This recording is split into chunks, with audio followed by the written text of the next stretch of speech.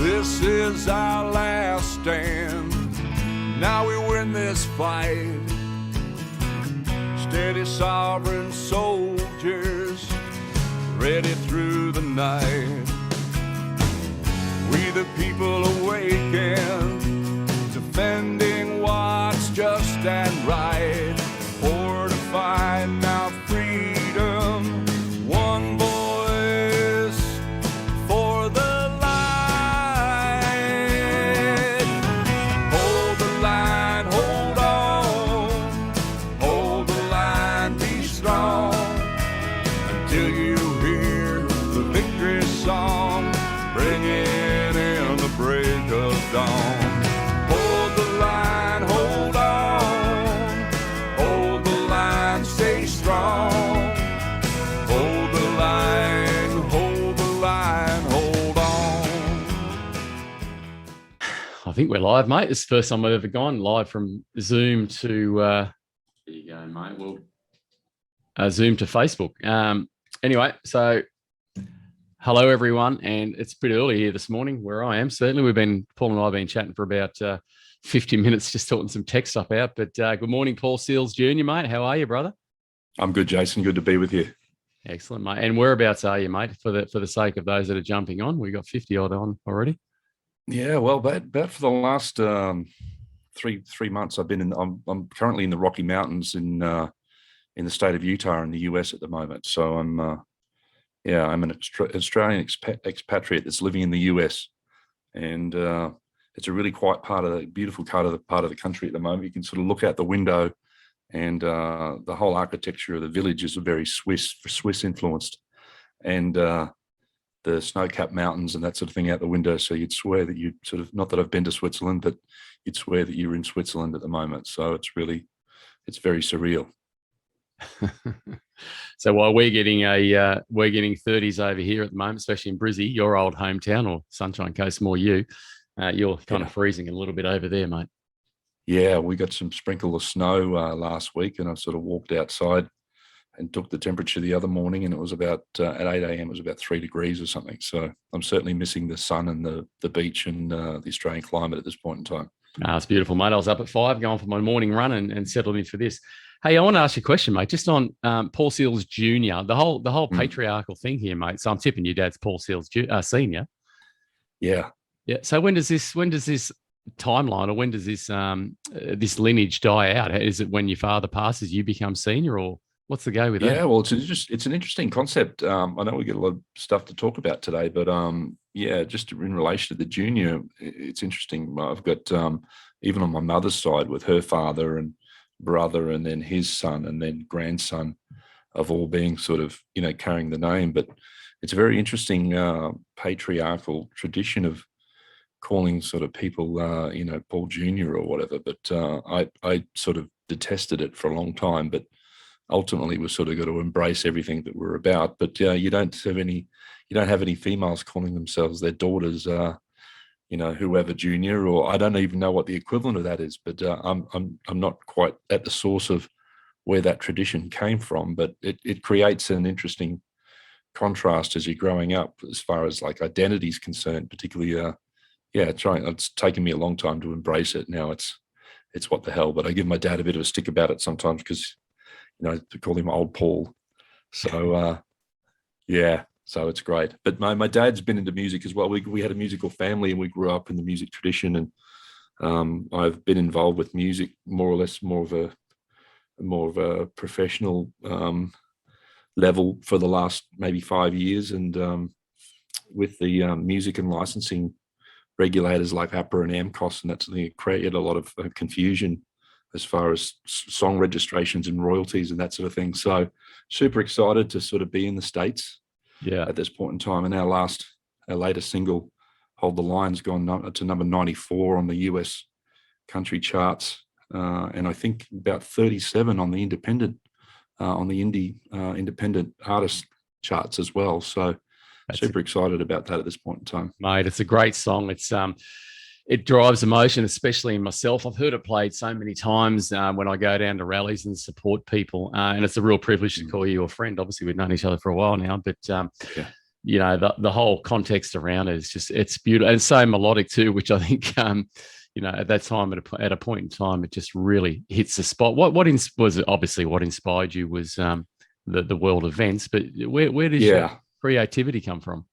Well, I mean, music's a love for me, and whatever I do with my other sort of interests really makes the money. And it's been it's been a real challenge to make money, particularly in Australia and what's happened with COVID stuff. And musicians in Australia have been really doing it tough the last couple of years.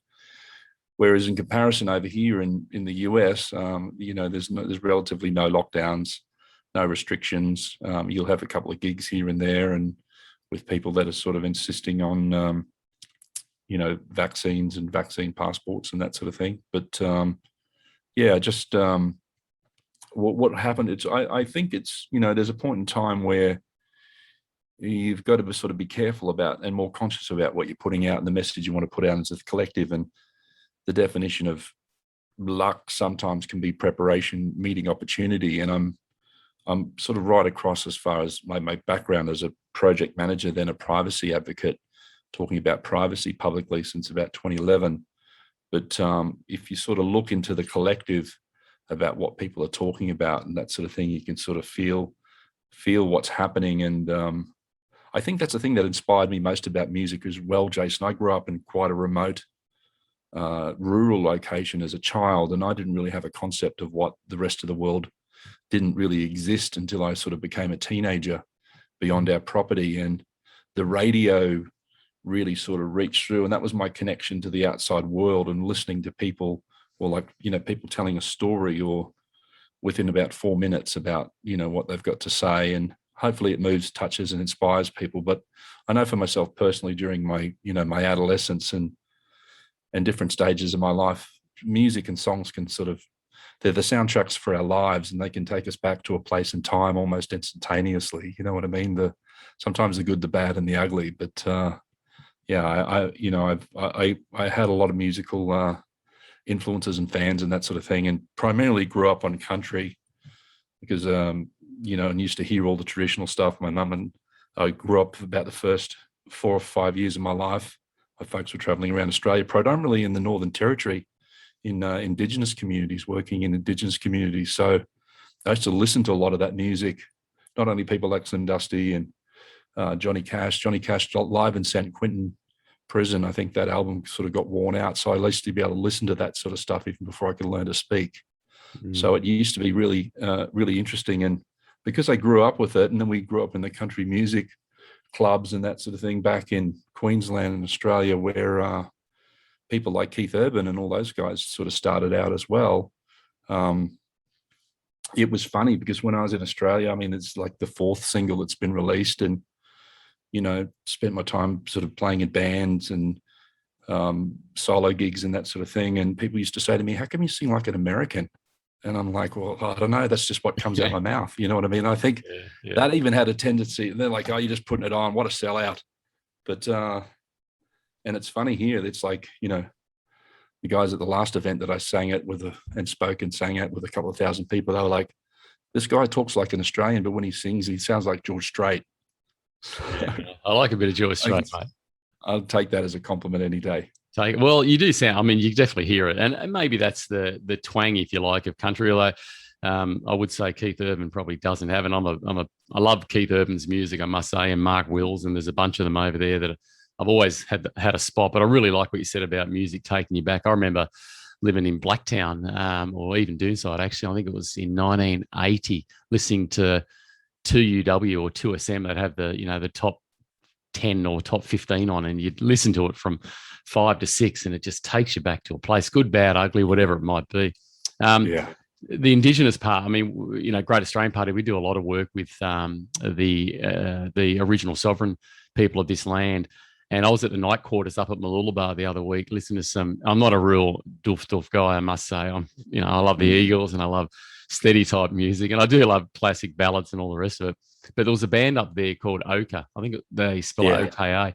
Yeah. And the guy on the they had the bit of doof going with it, but then they brought the didge into it. Mate, I was connected. There's that earthly feeling straight away. You connect with whatever your beliefs. It just connects straight into spirit. It was beautiful. Absolutely. And there's a lot of people that have encapsulated that as well. But, both also the Didge, and I know that people like Troy Cassadaly plays Didge in Australia, and William Crichton had William Barton play Didge on a couple of his songs as well. And I also get the same effect as well when I hear bagpipes sometimes as well. You know what I mean? It's just, it can sort of just, whether it's something from, I don't know, who knows, past lives or whatever, but sometimes it can really move you and send chills up your spine. I think I'm Scottish. My mum was Scottish. She passed 10 weeks ago, but so I've got that Scottish connection with the bagpipes. It does it. But let me say, when Michael Gray Griffith from Cafe Lockdown, I don't know if you've ever seen his stuff. It's he's a lovely human being, and he's doing great work. And if you're watching Michael, testament to you, mate, fantastic. But when he did that, when that gentleman stepped up and played the violin the other day, geez, I tell you, it just, that was incredible. Did you hear it at all? I did. It was very poignant and very stirring, and it was very moving. And I think that'll be one of the benchmarks and one of the pinpoints of time in relation to this, what's happening at the moment. And it was very stirring. And I think the beauty is also what we're seeing now is, people keep saying, wake up, and clearly, for those that are following the government narrative, they really, it's their prerogative, their choice. I don't criticize people for taking that road. That's up to them. I said my role, what I'm trying to do, I've got to be very careful. I'm not seen as an activist as well, to be balanced. But it's also about getting the right information to people. That's the thing that I really try to promote as much as I can, so you can make informed choices along the path. What I see is a real gap, and I just showed you some Dayan's database from the TGA off air, and if the average punter saw that, which they don't, and I guess that's a research thing, they may ask a few more questions. But what we are now seeing, we've seen it in Victoria with the Assistant Attorney General, I think it was, he's stepped up and gone, hang on, Daniel Andrews, whoa. And when you now get, and the Victorian Bar Association, when you now get people like these, finally, thank God, starting to step up and say, hey, hang on, things aren't right here. This is totally disproportionate. This is control. Then those that have followed the government narrative tend to take a different position, I think. Yeah. Well, that's the thing. I also find, I've been involved with the activist, whatever we want to call the activist role, for nearly 20 years now, Jason. It started right back for me, going back to the Middle East in 2002, pre-second official Gulf War. And I was an expatriate. First time I hadn't been overseas until I turned about 35, and then got to travel and end up being nearly a decade in the Middle East. And at the early stages of the Gulf War and the whole weapons of mass destruction narrative, spent time in there and read as much as I could, including information on former weapons inspector Scott Ritter, who gave all the reasons why there couldn't possibly be any weapons of mass destruction. And, you sort of, as you get to be a little bit older and you've been around the block a few times, you get some context for what's happened in the world. And interestingly enough, that they were highly effective with, dispelling and dismissing the anti-war movement or pro-peace movement. And, in hindsight now, it's, that was huge furphies that were told, and blatant lies by people like Tony Blair and people that Colin Powell, who passed recently and sort of dragged the world into that narrative. But that technology that they're using with propaganda is highly effective. And I'm seeing the parallels. I saw it instantaneously when it happened. I had a reaction. Like, I remember it was my sister's birthday on the 22nd of March. And I just instantaneously knew what was happening. And, you can pretty much remove the patterns of the propaganda that was used, remove weapons of mass destruction, and, insert COVID. And it's pretty much been highly effective, but it wasn't specifically targeted to the Middle East, or what they called the coalition of the willing. Yeah. But now it's actually expanded into a global narrative, which is highly sophisticated and very interesting sometimes to watch. I spoke with a gentleman online. He messaged me, and he was, I won't say he's a troll, but he certainly wasn't very polite in his message to me. And I've got over 1,000 sitting there that I try and get through as quickly as I can. And sadly, I can't get to every single one, but I do try and pick them up. But I'm also trying to respond to people who oppose me in a sense, because I'm not trying to convince them of anything, but I try to give them a platform where they can have a voice. And this guy said to me, well, how can you possibly go against the narrative? How can you possibly say this is orchestrated? And I just said to him, well, let me ask you one thing. If you were running the country, as Scott Morrison was in March 2020, and you were told 150,000, 155,000 Aussies were going to die, or 2.2 US citizens were going to die, and 500,000 Brits were going to die, would you have shut the country down? He says, yeah, of course, he did the right thing. I said, okay, perfect. And I would agree with you. I think that's a big number for an unknown risk at the time. But what if you were running the country? Would you have got a second opinion? Would you have said, oh, okay, well, who's the source of the data? Like, that's a big decision to shut down, to flatten the curve. That's a massive decision to make on the Australian people. And we don't generally do that even in wartime to an extent. Would you have got a second opinion? Would you have validated the Imperial College of London? Would you have validated their numbers? Would you have said to your chief, whoever, do me a favor, just get me a second, third, fourth opinion, just to make sure we're very clear about what is happening here? But that never happened. We went with one set of numbers, and and even now we're at 1,600 deaths in Australia from, and as we know, not with, they call it, not me, they're saying that. And I said to this guy, would you have done things differently? And it stumped him. He actually said, what? Oh. He said, I hadn't thought of that. And I said, I'm not saying you're wrong. And I'm saying, no, maybe hindsight is a great thing. I said, but at the time I was screaming out saying, mate, get a third opinion, because if you do a little bit of research into Neil Ferguson, there's some stuff that's going on there. That's all I'm saying. Mm-hmm. Yeah, you're right. Context is decisive. And even it was a tough decision for me to make to leave Australia. And in being in consideration that it might well be a one-way trip for me. You know what I mean? And there's all those having those experiences and feelings of guilt, feeling like I'm leaving my hometown and my country and my friends and family behind. But I just feel that there's certainly more opportunities here for me. I mean, the US is not immune to it at all. They're probably about 6 to 9 months behind the Australia-New Zealand timeline as far as the agenda is concerned. I mean, for example, they're trying to bring in these bills under the infrastructure and basically impose. I spoke at an event here with a couple of thousand people in Utah a couple of weeks ago, and they're trying to basically bring the first offence for a fine for not following the narrative or following the directives is 70,000, and then the second or consecutive penalties and fines is $700,000, and they're trying to sneak that through during the infrastructure bill. But also even the other stuff that, I mean, there's no, like I said, there's no lockdowns here. There's none of the rubbish about QR codes and mass surveillance and tracking and tracing and that sort of thing that's happening in Australia. But it is creeping in slowly, and including things like they're limiting healthcare for veterans here that don't get vaccinated and that sort of thing. And that was pretty much my message to Americans. It's like I've shared about what's happening in Australia at the moment, and a lot of people here can't really believe it. They're just like, is that really happening, what we're seeing on social media? And I'm like, yeah, well, that's just the stuff that's getting documented. You know what I mean? So, so it's an interesting time, and there's a lot to get across. But necessity is the mother of invention, and we're just sort of fortunate for some of us that we do have a certain level of knowledge and awareness and be able to use that to be able to navigate these times and this transition.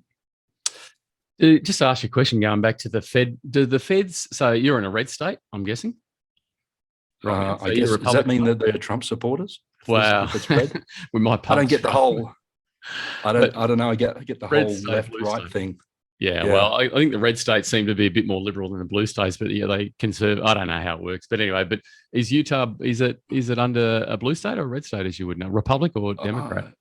I guess to say it's Republic. Okay. Or Republic leaning, but certainly, and I really find the interesting, particularly coming from Australian politics, with the whole Labor Liberal national thing, and then here you've got like conservative and Democrat and Republican, and I try to operate as much as I can beyond the left-right paradigm, which seems just to have people sort of at conflict with each other continually. But it certainly seems the consensus is that, you know, the Biden administration is driving the vaccine agenda, and, you know, to hear people at rallies and events, you know, chanting "Let's go, Brandon," it's very interesting and sometimes very funny. But yeah, it's relatively conservative.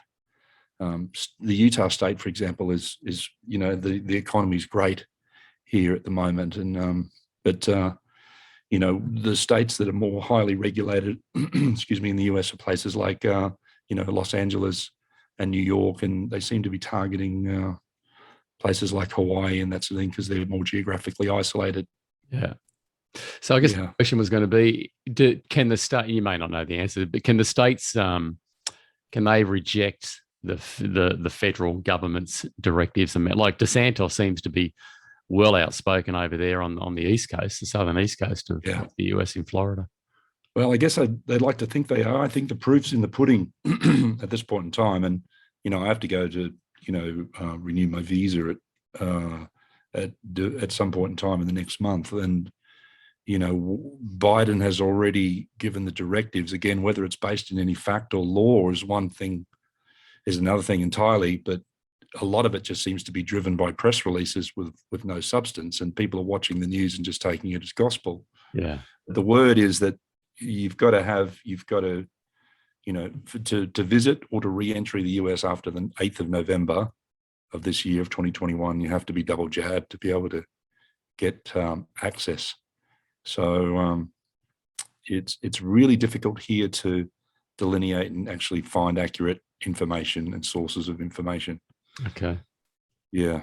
So I'll let you know in a couple of weeks. Well, we talk twice a week. So I'm still living in Mexico. Mexico, here we come. You might go down and say hello to Max Egan while you're down there, mate. Yeah. Well, Max Egan's there, Sasha Stone, Santos Bonacci, all those guys. So we get to hang out on the beach. And also, Sasha Stone has moved over, has he? Yeah. No, he's down that way, and and the weather's a lot warmer down there as well. So Max was telling me it was quite hot down there. I was in San Diego last March, just before lockdown, with my wife for some treatment stuff, and it was right on the border. I didn't realize how close San Diego was to the border, but it was a beautiful time of year, good weather down there. Hey, I just wanted to segue, if I can, just about, you talked about the economy over there, and I've been listening to a few. I love to listen to stuff when I run, just takes my, you know, puts me in the zone. But you know, there's a common belief that when interest rates lower, you've got to keep dropping the interest rates to stimulate the economy. But there's a professor, and I was actually listening to him this morning while I was running. I don't know his name, but I could quickly have a look on. Go away, YouTube. I can't think of his name now. Richard Werner, maybe. He's a professor anyway. But he says it's actually wrong. There's three models of banking, and I won't go into them now, but he says the model. So he basically says banks are merely credit lenders. They're not depositors. They don't, like, the money doesn't actually, and he proved it. Like, he actually, he did a scientific experiment where he borrowed 100,000 euro, and he proved in real time with the small bank that their balance sheet didn't change. In fact, if anything, it actually grew while he borrowed money basically out of it. There was a bunch of factors that had to get that right, obviously, because you could argue people are coming in at real time with money. But he's very strong about his view, saying the interest rates dropping doesn't stimulate the economy. Interest rates increasing stimulate the economy. And that's a real mind twist for most people, because all we hear on the first Tuesday of every month is interest rates are on hold. We're going to drop them a little bit more to stimulate the economy. You got a view around that at all? Well, it's interesting what you should say. I mean, there's a couple of things, and that's it. You know, my role and background as a privacy advocate, and been coaching people on the last couple of years about getting reset ready, and just because this is not about a virus, this is about their version of what Klaus Schwab calls the Great Reset, and even himself said, you know, we haven't experienced the impact of what this is on the economy yet. It's been buffered by social welfare and corporate welfare and that sort of thing. And even himself, he said it'll happen very, very slowly, then it'll happen very quickly. And then there's also the threat of Operation Polygon, which is cyber threats, which he even said that publicly has said that that'll sort of dwarf the challenges of the COVID pandemic. But the whole thing about the debt-based fractional reserve banking system is in its, I think it's personally in its final throes at the moment, and they're trying to sustain it for as long as they possibly can. They've got Evergrande in China, due to default any day now with something like $600 billion, which is the equivalent of what we experienced in 2008, 2009 with the Freddie Mac and Bernie May subprime mortgage meltdown. So there's that's happening at the moment. And then there's also the funding for federal has only been guaranteed to be paid up until the end of the first week in December. So we're looking at very volatile times at the moment. But certainly in the conversation for encouraging decentralization, that's my background with what I've been involved with privacy and privacy phones and that sort of thing, particularly because what we've been experiencing in Australia with people getting surveillance of text messages, phone calls, internet browsing, GPS tracking. They're GPS tracking people in Victoria, knowing if they'd travel more than 5 kilometres from their home via their mobile devices and that sort of thing. But the model's completely not sustainable. But I'm going to be going down to hopefully later this month down to El Salvador, where there's a cryptocurrency and privacy conference down there with people like Andreas Antonopoulos and Vitalik Buterin and that sort of thing. And they've got towns and places where they just completely adopted cryptocurrency as an alternative to the debt-based, fractional reserve banking system. And with what's happened in Australia, we have a micro sort of version of what's happening in Australia. And to be in comparison, I think someone did the statistics that it was something like it already cost us in 18 months something like to solve world hunger, it would cost about $330 billion. And the COVID pandemic has already cost the world something like 110 trillion. Brilliant, yeah. Yeah. So all about your health. Yeah, that's right. But so it's all about diversification, and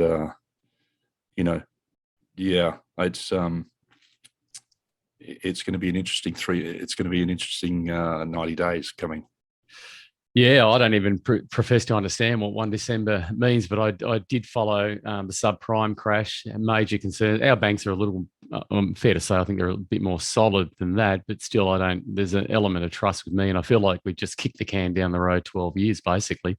There has to get a point. We're nearly 1.5, I think $1.42 trillion in debt. And I remember when Rudd came out in 07, 08, 09, whatever it was, and $75 billion debt ceiling, and that was increased to 120, I think 150 at the end. We're now 10 times past that. And a lot of people aren't working, and a lot of people are being forced out of work as well. So I don't know who's paying us back.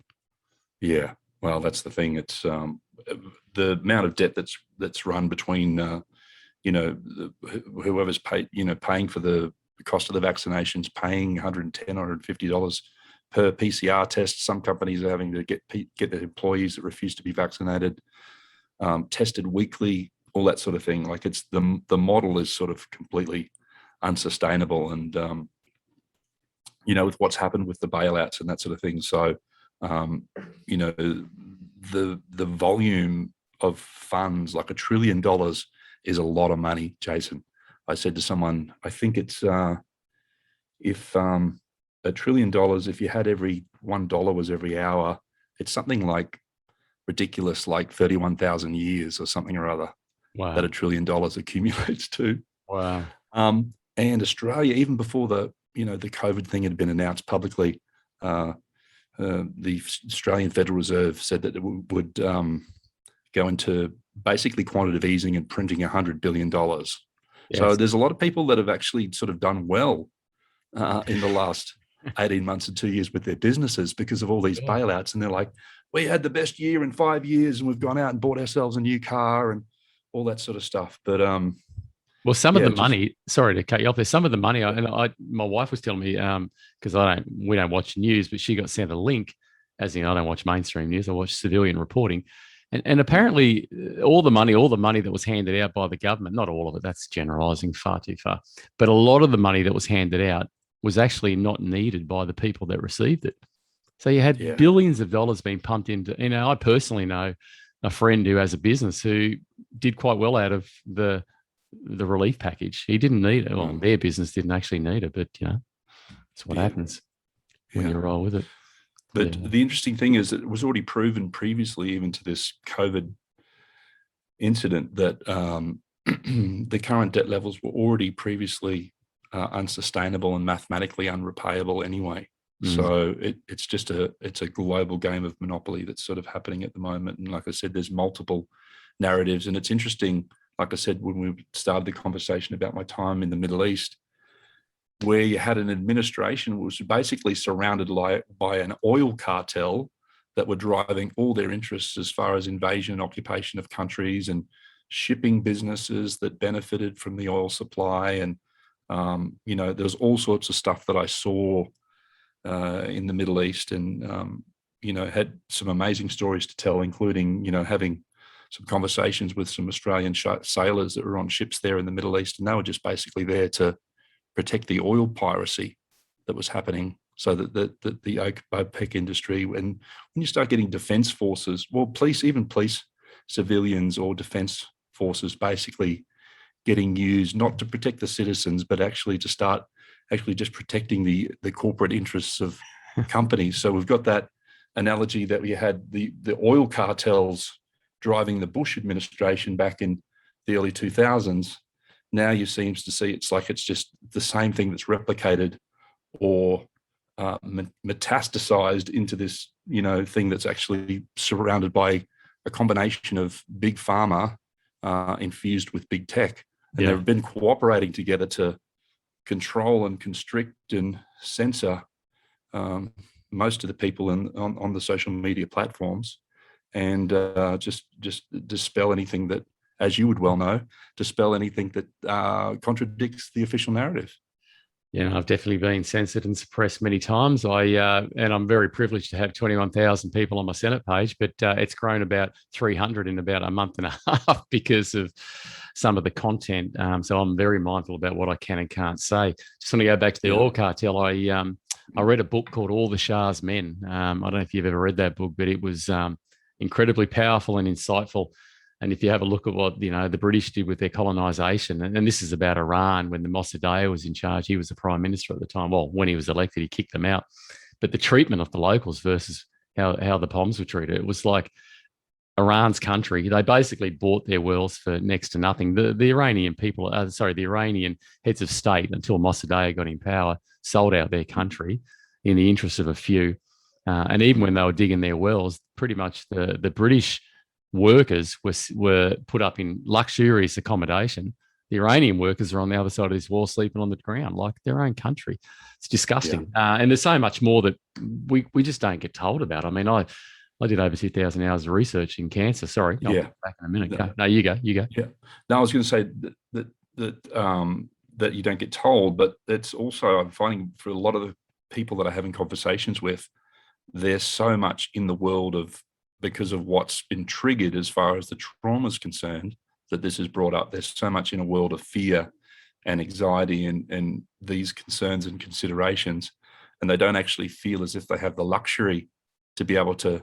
I've actually sort of been berated. It's like, how dare you? You're so privileged that you've got the time to be able to have this knowledge and information and time to do the research. Like, I'm just struggling to survive at this point in time, and I guess that's the point of some of us, including myself, is really to be of service, and sometimes to blow the whistle on stuff that's on things that are happening that's not it. But there's a lot of people that have been doing a lot of work for a long time, and it's there if you're prepared to look for it and at it, including books like Confessions of an Economic Hitman by John Perkins. And, he did the documentary movie called The Corporation and that sort of thing. And I think it's, people are really, it's a challenging and an interesting time. And people are being made to look at what's happening and what's not working. And we've got to be in the conversation for what's possible and what is working and what it is that we do want. And it's interesting. having worked with some people in the last couple of years, is that, stuff that they'd put off in maybe 10 years time, it's like, we got to do it now.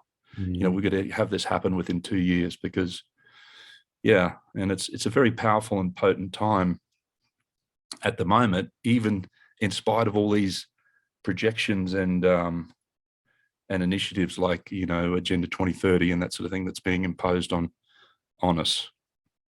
Yeah, no, true. I think tomorrow is now, basically. I remember when I first started, when I went to Melbourne in 2004, I went there, I chased the money. I'm no different to any other punter. You get to a certain level working in a small town, Queensland or Brisbane, which is now probably quite opposite given what's happened in Melbourne. But I chased the money. But I also came across a paper. I started educating myself financially. I'm going, well, what can I do? And of course, I read about the banks and how the whole cartel operates. And just to close out my comment about research in the cancer industry, that went right back to the Rockefeller days. And you can educate yourself quite broadly without getting stuck there to know what to do moving forward. And I read a paper called the Trinity Study, which was in the 60s. And I went, wow, it was complex paper, and I'm not a complex reader. But I picked out 3 or 4 key points, and that's exactly the plan I put in place. And, people have to act now. It may mean you've got to give up some stuff, but what, tomorrow will come.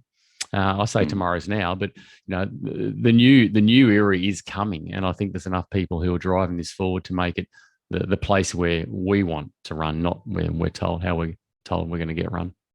Absolutely. And there's other information there as well, like you mentioned, and also Rockefeller Foundation with Operation Lockstep that's there as well. And then also, there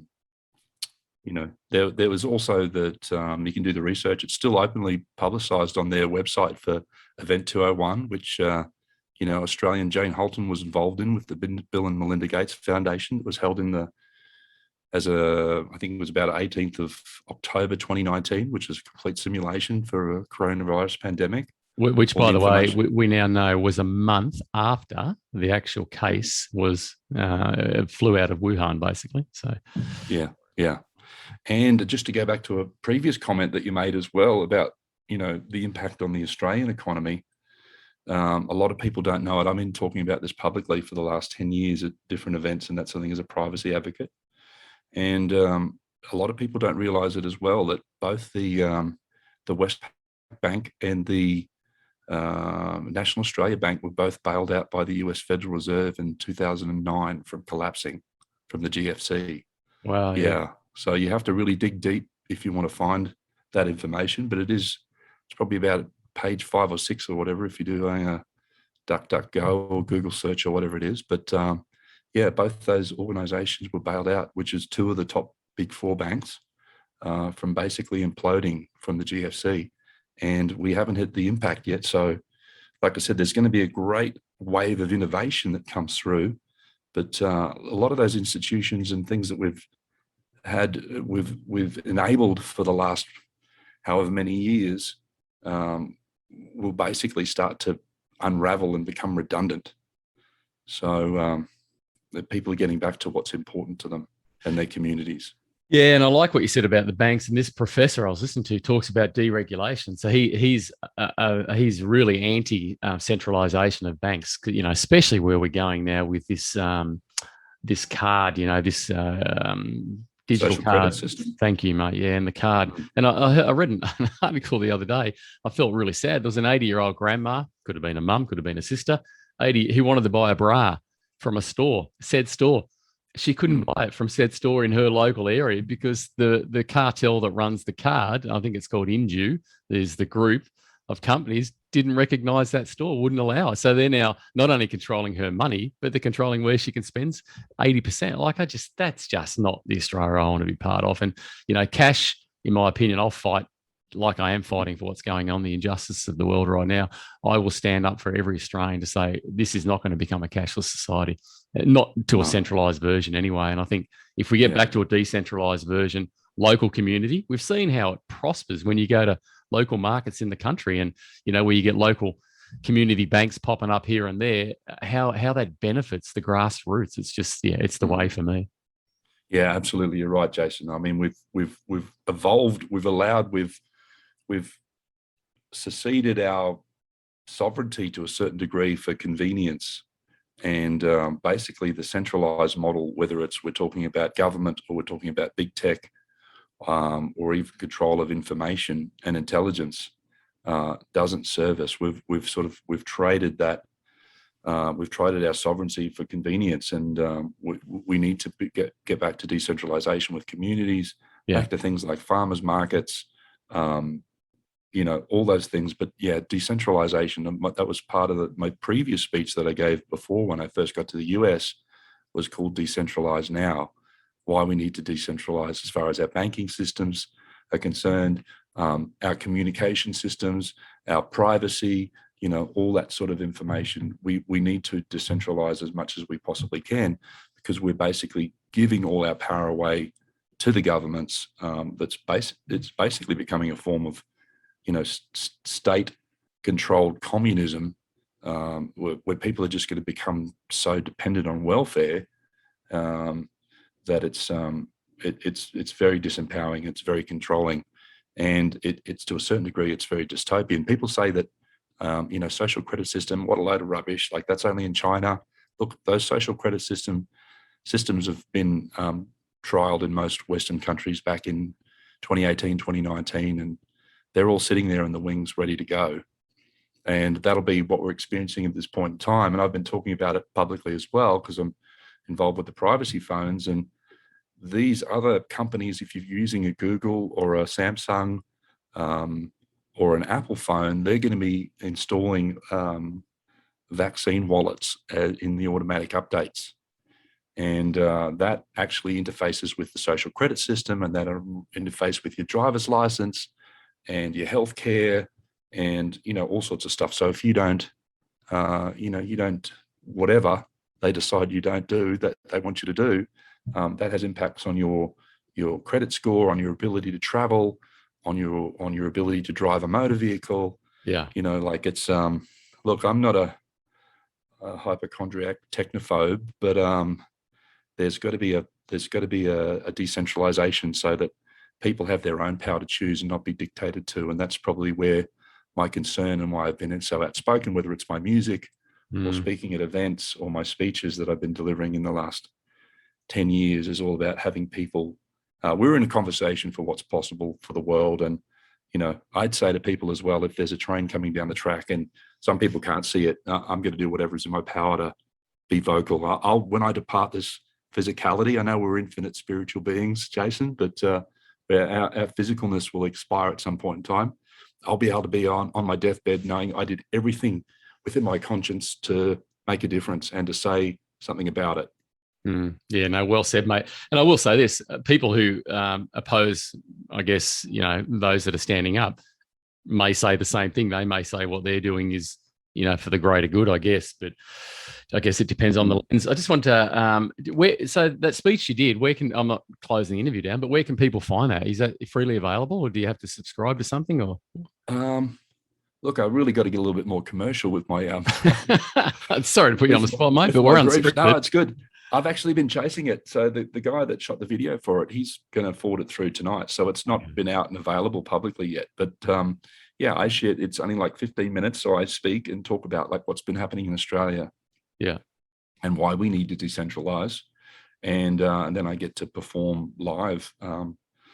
Hold the Line, the latest single, Hold the Line. But I imagine it should be out by this weekend. Okay. I'll have it out and about, and I'll forward you a copy of that speech.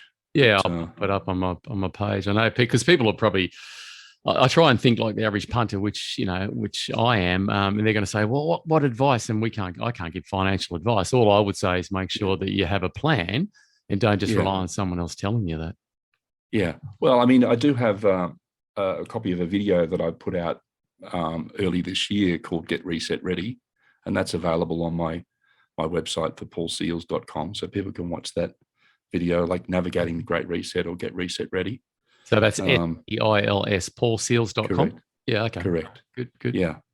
And we cover a lot of information about like what's happening, the background, the context for that, and what people should be doing as far as strategies moving forward, not to have any fear around it. Yeah. But, I think that's the thing about being here. The contrast of being here in the US, I mean, the whole patriot libertarian freedom movement is becoming massive. The wave here is massive at the moment. And I think that's the thing. It's comparatively, started speaking at these events across Australia when the first ones that were run, particularly in Brisbane, like only had a couple hundred people, Jason, you know what I mean? And it's sort of blowing out now. But for me to be involved with events and get to meet people that I have held in such high regard for such a long time, including people like Dr. Rashid Buttar and Dr. David Martin, and the work that they've done to get to meet them personally and shake hands. And well, you shared a stage, didn't you? You shared a stage with these people. Yeah. Brilliant, mate. So shared the stage and also got to catch up and have dinner with them personally as well, and share what they've been dealing with and their level of, I know that everyone probably that's listening to this call to some certain degree has been challenged with opposition and disagreement and ridicule, you know what I mean? But like, for what some of these people have had to face personally and professionally, and in their careers and relationships and that sort of thing. And, it's really tough. And I get the world of that for people and people that, I work with and people in our community and that sort of thing. But that's the intention of the song, Hold the Line, is that, we've just got to, as community, through connection with each other, we've got the ability to be able to navigate it powerfully, and we'll evolve around it and transition to a new place where hopefully makes most of these systems that are antiquated and discriminatory obsolete. And I think that's the thing.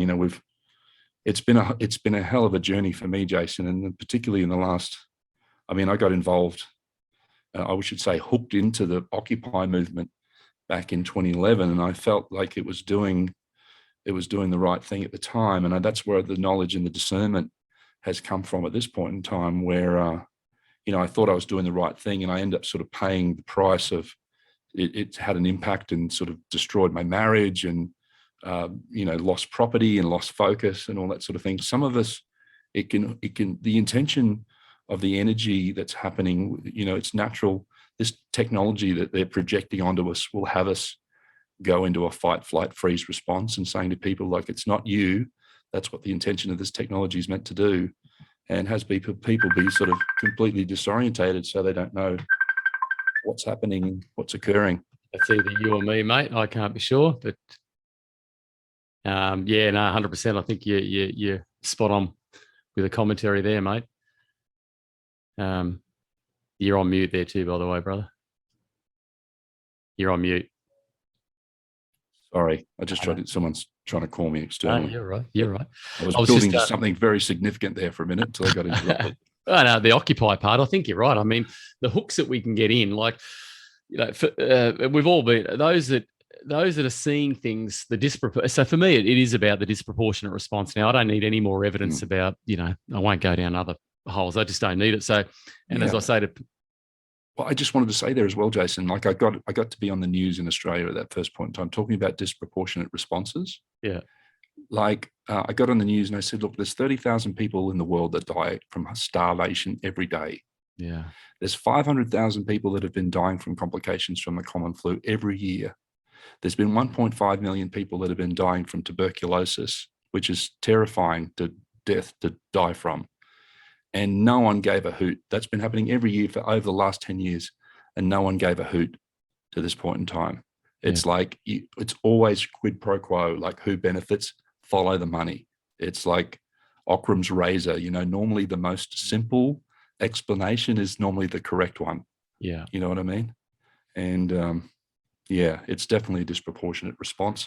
And I think we'll find as we look back on this period of time that these leaders that we have at this point in time that are supporting this narrative. Can you not call them leaders? Can you not call them leaders? Can we call them heads of state or something? Because they're not leaders.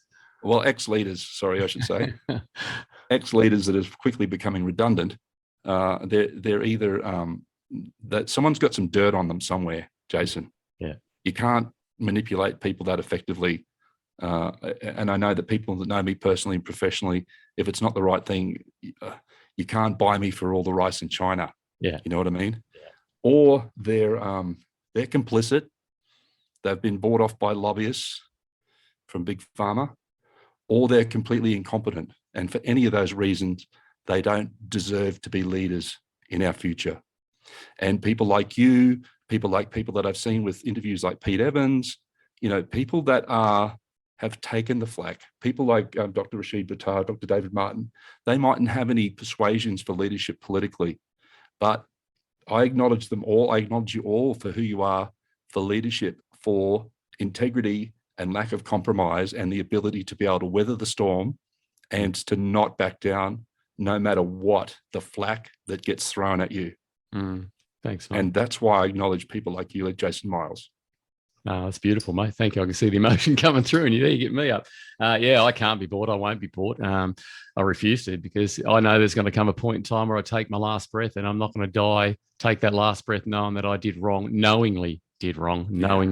Absolutely. I spoke to a young Iraqi girl. What's today? What is today? Friday, on Wednesday morning, up here in Brisbane, and we had a long conversation. She was on the cliff's edge, basically, and you can't talk to everyone all day, because I want to create stuff as well. So I'm trying to create, and I keep saying I'm not doing what I'm doing to be a politician. I'm doing because I want to actually empower the people, to give the people the country back. That if the vehicle is becoming a politician, and if that's where I end up, great. But it's not why I'm doing what I do. But I was chatting with this young Iraqi female, first generation. So her parents brought her out here. They fled Iraq. They're now trying to get back there. And we know from the data that 42,000 people left Victoria in the last 12 months. I'll talk Victoria only.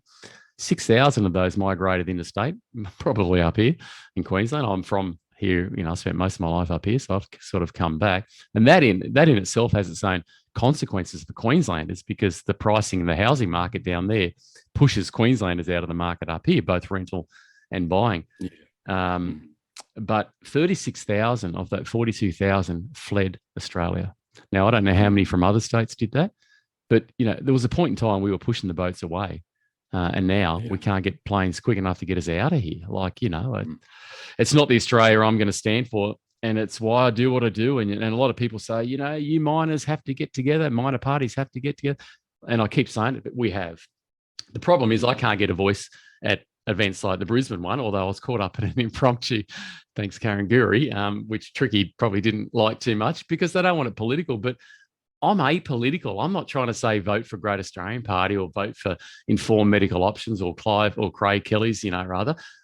I don't care who you vote for. Just make an informed choice about where your vote goes and what these people stand for, which is why we developed CADCO, the Commonwealth of Australia Democratic Cooperative. And I'm about to, I've had a good conversation with Monica from Reignite, and we're going to do things a bit differently in that space to give it a different platform.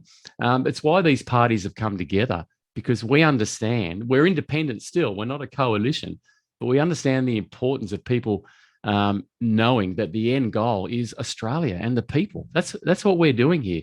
We're not saying vote for us because a vote for us is a vote for IMOP, because it's not. A vote for us is a vote for GAP. But the end goal for each of these three parties, and we invite any independent party, not the four, definitely not Labor, Liberal, Nationals, Green. We invite any of them to come and join our platform, because we can get very smart, not only to the point of taking power, actually forming government, and that would be huge. Yeah, that's great, Jason. I acknowledge you for doing that. And I think that's the thing as well. I've tried to sort of, for the longest time, operate beyond the realm of left-right paradigm as far as the political ideology is concerned. I've been a political atheist probably for about the last 20 years, and it's like I judge people on their merits. And it's interesting how the whole vaccine coercion mandate, they've sort of made it become political, even though it's been projected upon the so-called leaders to follow the directives anyway. And I think it's best to judge people on their own merits. And we're about to evolve into a decentralized model. And it's like birthing something is not easy and sometimes painful, but that's what it's sort of going to take for us to evolve into this transition, into this golden age, into this renaissance of what's possible. Some people call it the age of Aquarius. Some of the people in our community are very, across all that sort of aspects. And I have seen Monica Smith's video that was put out for SOS Australia as well, Jason. I got to say that, like, I was moved to tears when I saw that.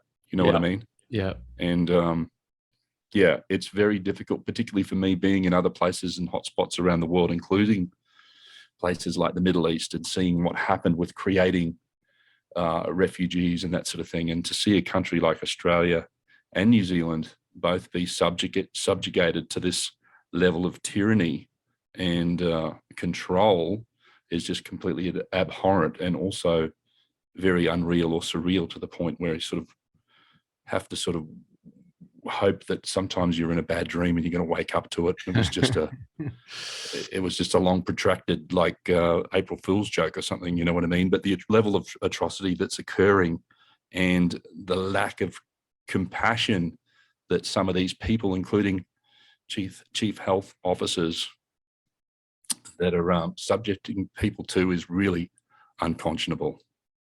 Without question, mate. I think just with Monica's video, I did read a comment. I don't know if it was on her page, but someone was saying, you've got it wrong, you've excluded Australia. And to that person, I think it was a couple that might have supported that view as well. But by and large, most were saying brilliant. And I agree. I was quite drawn to it. But I guess if you asked Monica the question, why didn't you include Australia, she'd probably say, because I don't want to go back in jail again.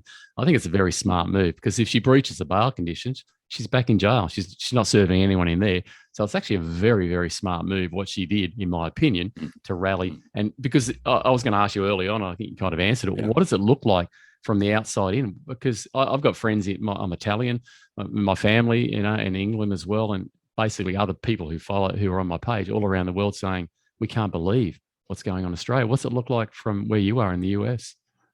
Yeah, it's very surreal. And like I was sort of sharing earlier as well, sometimes I sort of feel guilty, like it's a bit of a survivor complex that I experience sometimes as well. But yeah, I'll tell you something else that's funny as well, Jason. I did a interview with a guy called Tim Ray out of Atlanta with a friend of mine, Elle, and we did an interview about that. And I said jokingly in that interview that America needs to forget the Middle East and needs to invade and liberate Australia.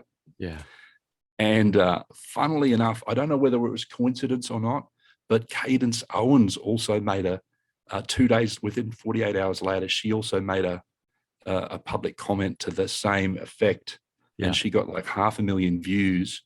But what shocked me most was the response to that coming back from Australia, including television shows like The Project, which used to be one of my favorite shows. But it's like completely twisted, like, look, we're fine. There's nothing going on here. Stay out of our business. Look after your own business. We're fine. Leave us alone. Bugger off. Yeah. Well, Candace Owens certainly made an impact, that statement. Yeah. I mean, like, what's happening? What level of Stockholm syndrome is being subjected upon people? Like, how bad are you going to allow it to get until you get off your ass and do something about it? Yeah. And when I say get off your ass, that can be anything like creating a community garden. There's people that are doing and supporting legal actions. There's people like yourself that are putting yourself up on the line for leadership. There's people that are attending rallies and that sort of thing as well. There's all these things that are happening at the moment. And I think it was not so much what was said, it's just the level of, Australians are a lot of things great, but it's just unfortunate that we have a tendency of allowed ourselves to become apathetic to the point, she'll be right, mate. And I think that's the thing, like, how bad are you going to let it get until you stand up and start doing something about it? And even if it's not for you personally, and there's a lot of people that have children and grandchildren and that sort of thing. And the question to you is, what type of Australia are you allowing your children to grow into? Yeah. Mm-hmm. Yeah, no, I agree. It's beautifully said. It's the ignorance of the facts for a start. And it's only usurped by their arrogance to suggest that their way is the only way. But for those media outlets, I mean, at the end of the day, they've been told what to say. They've been told what to report. And to push back through up the line. I think what I saw in Victoria of recent weeks, in the last week with prominent people standing up now, the Victorian Bar Association, the Assistant Attorney General. And then I'd also I want to link that into when the people were shot at the shrine that day with the rubber bullets. So if that happened under our watch, I was shocked. I mean, I love Melbourne. I lived there 17 years, not all Melbourne, but regional Victoria as well, but mostly in and around Melbourne, Yarraville and that sort of place. If I'm the Prime Minister of Australia, I'm making a stand because what those people have been doing has nothing to do. And I think this is the thing I love the most about what's happening now. I think people are seeing this and go, hang on. Whoa. These people aren't standing up about medical tyranny. Maybe they are to an extent, but they're just standing up about a tyrannical government. And when you get the Bar Association now supporting the very thing these people are standing up for, people who were, can I just say, pushed hard to the left are going, okay, wow. I wonder where our Prime Minister's been in all this. Why didn't he get up and say, I do not condone, this is, boom, boom, this is out of control. This is not the way we treat it. He gets up there on the world stage and preaches how much we have equality with women. Well, seriously, Scott, I mean, have a look at your own cabinet, brother. Jesus. It's just ridiculous. Sorry, I get a bit emotional about that and a bit passionate because I just find it. Well, that's because it's inside the context of what your commitment to that is as well. And I think, the part of that is as well. And I was right across, I watched Rukshan do the live stream I'm sitting in the office in Utah watching that event as it's happening in real time. And again, look, if you want to, I'm all pro-choice. I'm not any position anti, I'm pro-choice. Yeah. And I'm that's pro-choice into like what gets put into your body. Pro-choice means something else in the US, I found out, but and pro-safety. But and I think I was shocked again by the responses of I saw the event that happened at the Shrine of Remembrance, and then people saying, "How dare they? How dare they go to the Shrine of Remembrance?" And I'm like, hang on. I thought the Anzacs fought for the freedom of Australia. Yeah. But you're running down people that saying, hey, I'm not cool with this. I need to have I want to have a choice whether I get to keep my job, whether I get to feed my family, whether I get to keep my house. Yeah. And it doesn't matter if you want to take a vaccine, great. That's your choice. That's your free choice to be able to do that. But don't run down other people that are having the courage to stand up, because I swear to God, Jason, there would be some of the people, including some of our grandparents that were in those wars to keep Australia free, that would be rolling in their graves at the moment about what's being allowed to happen to the country. Yeah. Yeah. So true. I interviewed a guy, Scott Miles, the other week, ex-Navy, and some of the stuff he told me off camera, it just, it blows you away. We're not going to stop. We're not going to back down. We've got to keep doing this. And I don't want to live in a tyrannical world. If it got to that point, and I'm not giving up on Australia, I'm not going anywhere. I'm staying here, and we will fight. And the election's coming probably February, he'll call it. And we're doing a lot of work. I'm working long hours, 7 days a week behind the scenes. I don't post all the time. Sometimes if I get free time, I will. But it's because I'm having meetings and conversations with people trying to position us to be in the best spot moving forward. And that takes a lot of effort and a lot of learning along the way. I get the fact there is pain and people are feeling that pain. Sorry if I'm not looking at the camera too, by the way. I'm just looking at you on screen. And it's a part that I'm not going to stop. And, people say, how can they help? I don't know. If you resonate with what we stand for at the Great Australian Party, or the whole CADCO movement, but anyone that's standing up for your freedoms and your freedoms and your rights, then spread us, just push us out there forward, get as many people, because we're going to do some stuff in the next couple of weeks, and I'll announce it shortly, that will, we're working as a collective. There's 3 of us, 3 minor parties, and hopefully more will come on.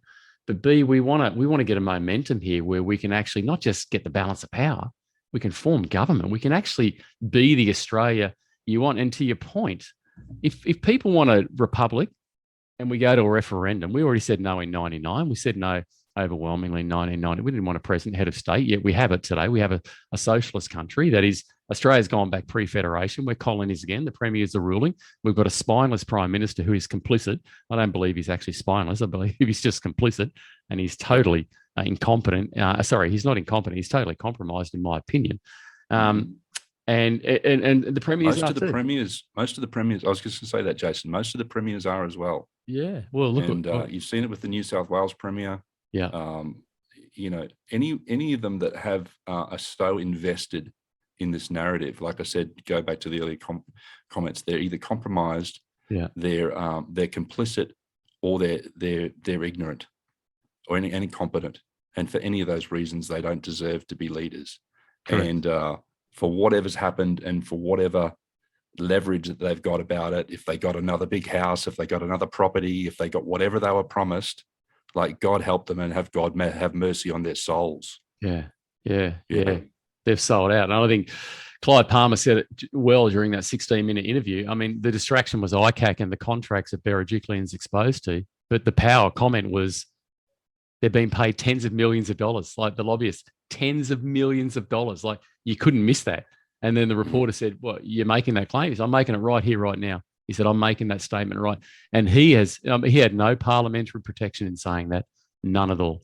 And he hasn't been sued, he hasn't been pursued.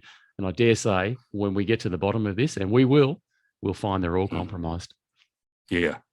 And it'd be interesting to find out whether there is actually any justice as well. Because the thing about having this conversation also is like what we've experienced historically, as far as having things forced on us and not been untested. I mean, there's never any apology or savings grace for thalidomide,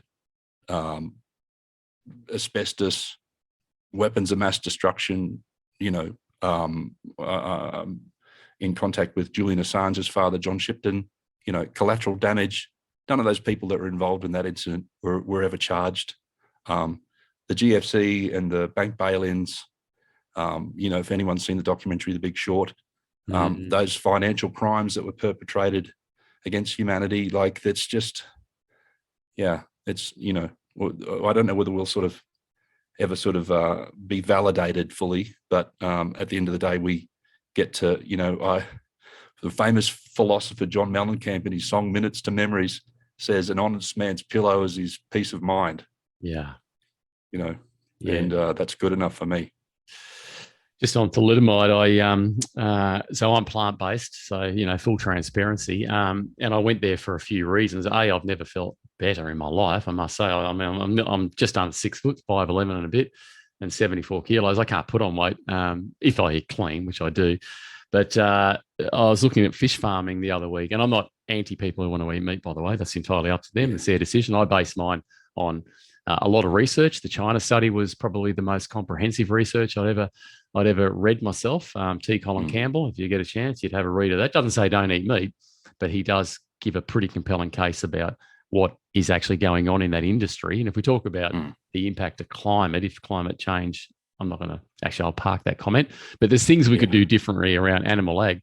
But in the fish farming in Scotland, they use thalidomide to spray the farm salmon. They're spraying thalidomide in the water for this farm salmon, like. Yeah. And then also probably pumping them full of, you know, genetically modified growth hormones and that sort of thing as well. Yeah. I mean, I grew up on a farm when I was a kid, and I haven't eaten red meat for about 30 years. You know what I mean? And partly because of that, not apart from like having to be present to the process of what's involved with that, is that, you know, the amount of, you know, it's difficult to eat organic meat. You know, it's like it's pumped full of like chemicals and pesticides and all sorts of antibiotics, nitrate over it, growth hormones. They like have you know, inject pellets for growth hormones and all sorts of stuff. You know, it's like I think that's I've always maintained, you know, I maybe eat some chicken and seafood or whatever, and try and eat locally and try to eat organic as wherever possible, and trying to eat as conscious as possible. It's a little bit difficult when you're traveling a lot, when you're on the move, but getting people back to farmers markets. And I think that's what I really loved about Australia, as well as having a sense of community and markets and farmers markets and that sort of thing. And sometimes I would just go there, not to even just to buy anything, just to sit in the markets and have a coffee and just enjoy the ambience of community. It's for me, it can be as therapeutic as sitting on a beach or watching a fire, because you've got that, especially, I mean, not so much the Yamundi ones, but that Noosa one is quite a, and Victoria, they're everywhere. I mean, I love Victoria for that. You could pretty much, and they just have this really casual vibe, earthly vibe. So, I don't want to sound like woohoo, because that's not what it's about, but it really is that connection with our local community. Yeah, and supporting your local community financially and not giving it all to multinational corporations like Coles and Woolworths that are invested in all sorts of things, including, poker machine and gambling industry, and end up paying about 1/3 of 1% in taxation, which doesn't end up back in the community again, Yeah. Don't go with the sale of assets as well, mate. Of course, it is important, though. And I was a punter for a long time. Again, I put it all out there. I've got nothing to hide. Double or nothing. Well, this is the first. So I've punted, and I freely say that, and I've always been torn with the animal cruelty that goes on in the industry. I'm the biggest hypocrite that's walked this planet, mate, because I still had a punt. You know what I mean? But for the last 12 months since I've been in this, I haven't gone near it. And I can't believe that Melbourne Cup's run and won, and I had no idea. No idea. I had no idea either. Wasn't even looking at it. Hey, I wanted to, this isn't about me being holier than thou either, because I'm probably the world's worst when it comes to putting shit out there. I'm just a Westie, grew up in the western suburbs of Sydney. Your symposium you had with some names there, David Martin. Tell me a bit. David Martin is someone I started following in April last year when he said the words gain of function. And I think it was backed up by Judy Mikovits at the time when I was watching her. And I went, oh, wow, gain of function. What is even that? Like I know now what it means. What's David Martin like?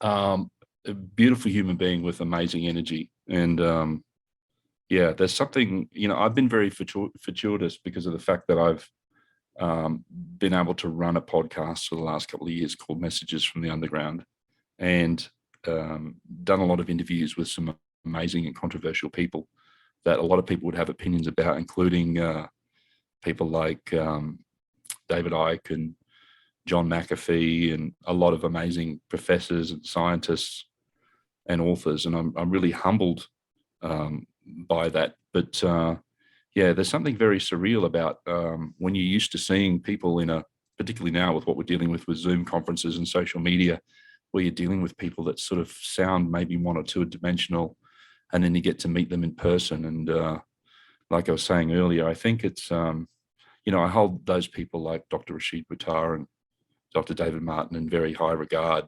for their resilience and for their commitment and the courage that they've demonstrated. I remember Dr. Rashid Buttar also, like, talking in the early stages. Dr. David Martin is very, the whole documentary Plandemic, we uploaded or mirrored those documentaries on our social media platforms, and we end up getting them deleted on a couple of occasions. But yeah, the amount of courage that it takes to be able to speak out in the face of no agreement, and to be ridiculed and put your professional reputation and financial livelihood on the line. And I think that's the thing that those people that are providing that leadership and that demonstration, and that's what's happening at the moment. And as well, Jason, is because a lot of these people in these very in some of these professional roles have just been allowed themselves to be compromised by not speaking out. And it's like, you either shut up and take your money and do your job, or get out. And, as threatening as that sounds for some people, that might actually be a perfect opportunity for you to get on and be able to do something else that you really should be doing. Yeah. Than you currently are to be selling your soul. Yeah. Yeah. No. And I think. Yeah, well said. Yeah, I was deeply, deeply excited. I'm a bit of a fanboy for these guys, and the people that are outspoken. And I think that's the thing, is they're really embraced and applauded and acknowledged in the US, whereas a lot of us that have been in Australia have sort of like have had to fight tooth and nail to sort of be heard, and to be understood, or even just to be I guess just to be heard. Yeah, be the hero in your own book, I guess, is essentially it, because we can all do that. I know 4 girls, one of them interviewed me, Melissa, not long ago. These 4 girls are supporting, like, I think about 20 or 30,000 people. Like, they got full-time jobs in themselves, their mums, they're amazing human beings, yet they're making such a big, you don't see them on the, on the headlines. They're behind the scenes supporting. And I know that there's a bunch of people, I don't know these people, but I know there's so many people out there that are helping local community. They're helping people with mental health issues. I would say that without question, I've probably talked, I'm a health coach, so I'm a qualified health coach in that regard, but certainly not a psychologist or a psychiatrist. But just to hold space for people who are that close to taking their life. Like I know Ross spoken to Rod a few times, and he's had people on the phone as well to him, because we get, I would get, I don't know, 50, 60 emails a day, but hundreds of messages. You can't take them all, but somehow you just see one, you go, shit, I got to call this person. And I've had people who were literally on the brink of killing themselves, like kicking the chair away, jumping off the cliff. And it just, so you can do things, you can get involved in this, you can hold space for people. You don't have to give them advice. Just be there, wrap your arms around them, even if it is over a telephone call. Just know that, a lot of people say, I've said it before, a lot of my mates who, I'm not a real matey mate sort of bloke anyway, but a lot of them have disowned me. Like I'm not a $1.99 supersize Big Mac meal waiting to die of a heart attack. I look after myself. I eat clean. I've used Medicare, I think 2 or 3 times in the last 20 years. I've paid whatever thousands a year into private health insurance, and I'm the unclean one. Like, really? I'm the unclean one? Yeah. Doesn't sit with me at all. Yeah. Well, until these so-called authorities start investing equal amounts or greater amounts of time in educating people about health and well-being, mental health, physical exercise, diet, then I'll start paying some attention to what they say. Until that point in time, they're irrelevant to me. Good. Yeah. And that's the beauty. You don't need to say in a space, but when I'm talking to people, they'll talk about the fear, which is fair enough because it's everywhere to an extent. And they say to me, how do you remain so calm through it? I'm going, well, I don't actually focus on, I know it's there. Like I sense it, I feel it, and I've been captivated by it at times. And I'm going to, Jason, a good mate of ours, Jason Reynolds, and I are going to do some work on this shortly. We're just doing some pre-work at the moment. But what I do and it's like the word hope, and I've used this before, but in replacing fear, I create. So, so fear is there. What am I going to do about that fear? Well, let me create something that actually opposes it.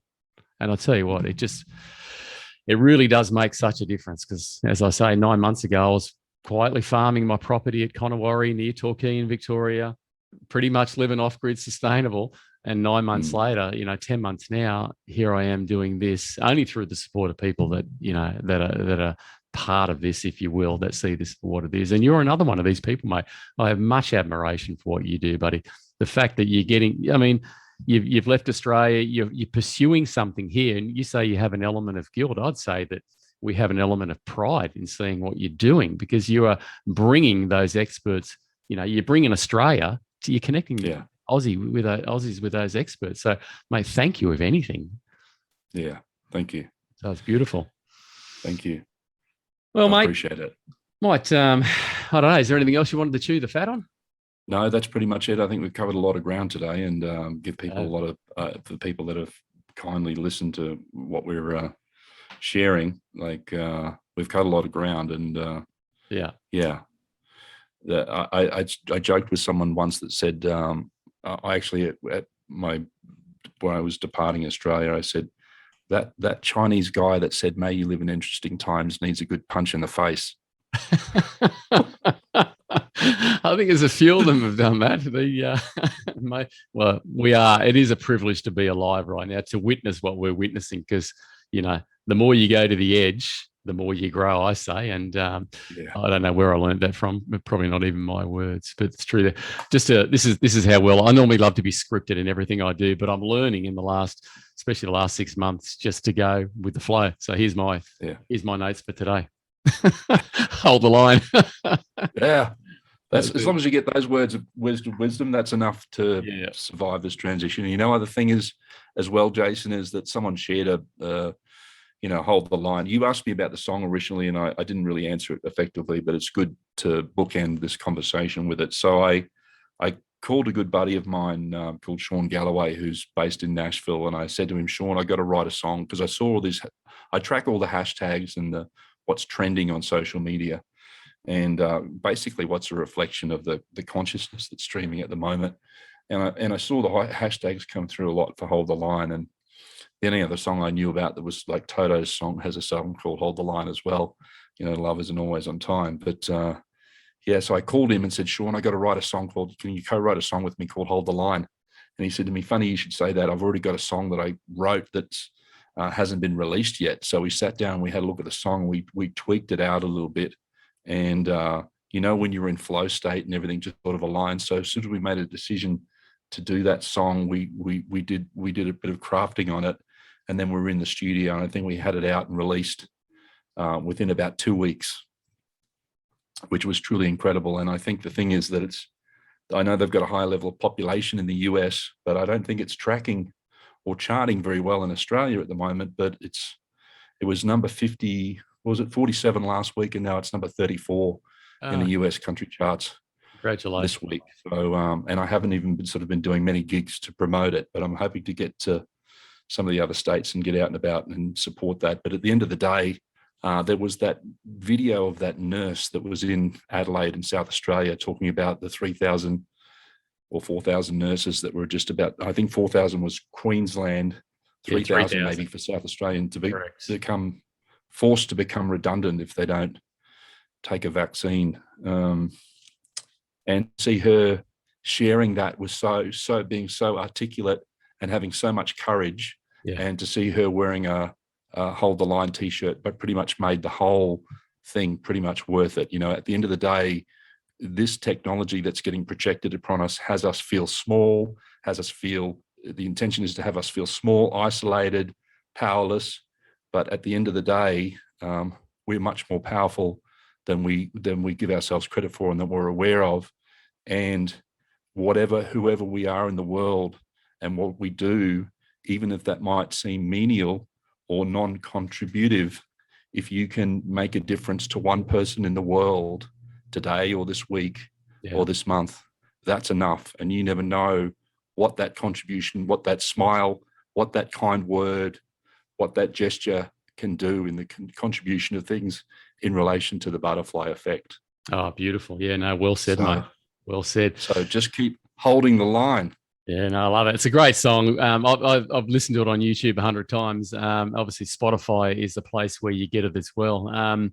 Just on that also, when people think, there's just not enough people standing up, just let me remind people that on the very first day of the Kassam versus the Hazard case, I'm going back early before, the final, even on the early, I don't know what they call it because I'm not a lawyer, but early October. Thank God for that. Yeah, no, thank God. I'm a bush. I did one subject at uni on law, mate, statute versus common, but it's a very different meaning for me these days. Yeah. Just let me say this, 465 or 480,000 people were on that YouTube live. 400. Now, not everyone would have watched it. So there's 13 million voters in Australia. That's a big number, folks. That is a massive number. So don't ever think there's not this groundswell there. And I'll probably close. I'm going to head to the Gold Coast on Sunday to do some political lobbying because I've been informed. I don't know how true it is that I'm being targeted for incitement if I recommend any rallies that may be on. So look, I'm not going to follow any rallies that are on, but I'm going to go to the Queensland border New South Wales border on Sunday at 10 o'clock to talk to constituents in the area to see how they're feeling about things. And if people just happen to be there, that's great as well. But I'll be politically campaigning. And I hope people who are part of that political campaign will join me down there. Yeah, wonderful. Well, thanks to you, my friend.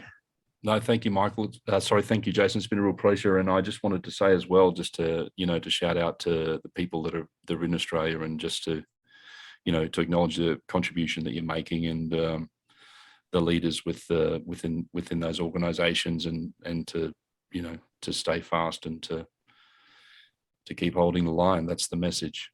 Where do people find you, by the way? Oh, well, I know where to find you. Yeah, you can get me through paulseils.com. That's my business. That's seils.com. That's my business. Strategic advisory platform. And then there's JNR officialmusic.com, which is my music platform for jnrmusic.com. You can find all the information on the videos and the tracks and the releases and the updates and that sort of thing. Beautiful. And messages from the underground. I have listened to a few of yours. I quite like them. Yeah, well, it's sort of gone really underground at the moment. So it's we've got messages from the underground.org, and our social media platform, it's a private group within Facebook, it's got like 12,000 members, has almost been completely shadow banned and suppressed. So even if you do a search for it, you can't find it. Only people within the group can share it. But you know, we get, they don't even, the fact checkers don't even give warnings. We get like 20 or 30 posts a day get deleted out of the group. Wow. So yeah, I feel your pain on that. I'm being shadow banned at the moment as well, but trying not to violate their community standards and to grow that, obviously, to get more awareness out there. All right, mate. Well, much love to you. Keep up your journey. You are an inspiration, brother. You're doing some great stuff. Like I said, don't think you've abandoned Australia. You haven't. You're supporting our cause, mate. So quite the opposite. Thanks, Jason. I appreciate it. All right, mate. Thanks to everyone for listening. Take care. Thanks, everyone, for tuning in. Yes.